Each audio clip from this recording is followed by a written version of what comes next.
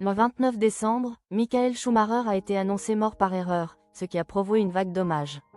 La raison est très surprenante.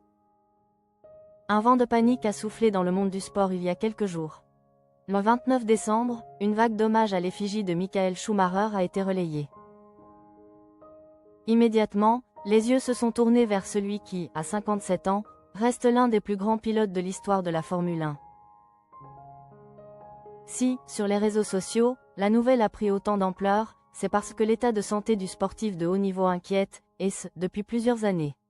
Mais contrairement aux rumeurs, le pilote de Formule 1 est bel et bien vivant.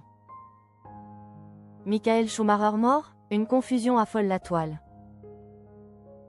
Repose en paix, Michael.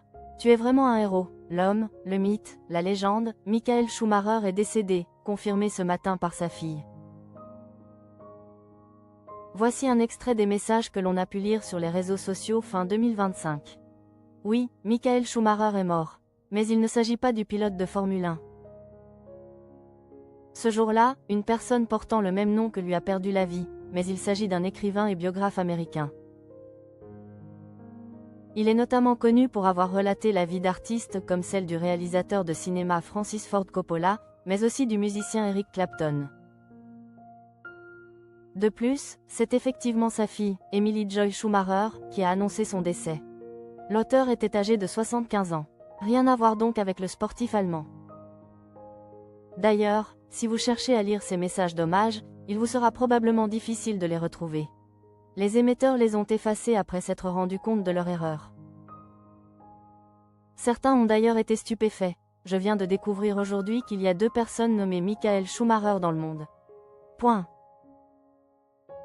Quelle est la date de l'accident de Michael Schumacher? Ironie du sort, la date de décès de l'écrivain correspond à celle de l'accident de ski du pilote de Formule 1, survenu 12 ans plus tôt. Ce même jour, en 2013, il a heurté sa tête contre un rocher, ce qui a entraîné de graves lésions cérébrales. Depuis, son état de santé pose énormément questions, d'autant plus que sa famille reste très discrète à ce sujet et ne communique que peu d'informations. On sait cependant qu'il vit en Suisse, plus précisément dans le chalet familial de Gland.